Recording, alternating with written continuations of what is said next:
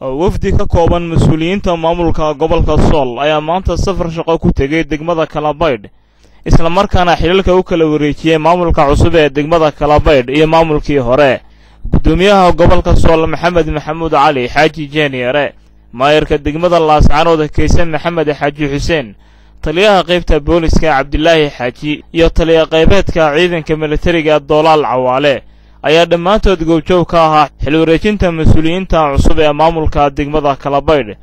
waxaana shir muddo dheer qaatay ay la yeesheen mas'uuliyiinta hore ee degmada Kalabaydh oo iyagu markii hore diiday inay xilka wareejiyaan balse markii dambe ogolaaday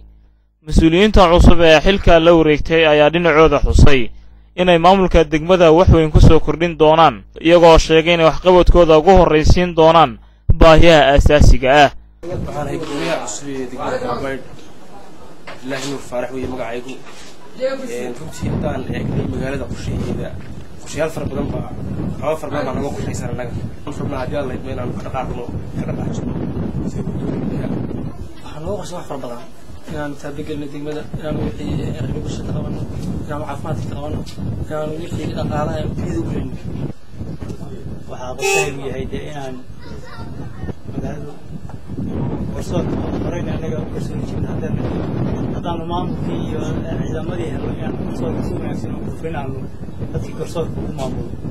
qaar ka mid ah dadweynaha ku dhaqan degmada Kalabaydh ayaa soo dhaweeyay xil wareejintan cusub iyagoo tilmaamay in isbeddelku yahay horumarka deegaanka ugu dambeyntiina gudoomiyaha gobolka Sool ayaa si rasmi ah xilalkii ugu kala wareejiyay mas'uuliyiinta cusub isagoo kula dardaarmay inay gutaan waajibaadkooda shaqo si daacadana ugu shaqeeyaan deegaanka dib kala wareejinay maayarka hore degmada Kalabaydh iyo maayarkii dambe ee degmada Kalabaydh ee cusba iyo maayarka deegaankii cusba iyo xogayihii cusba ee degmada Kalabaydh marka alxamdulillah rabbil caalamiin si fiican bay ku dhamaatay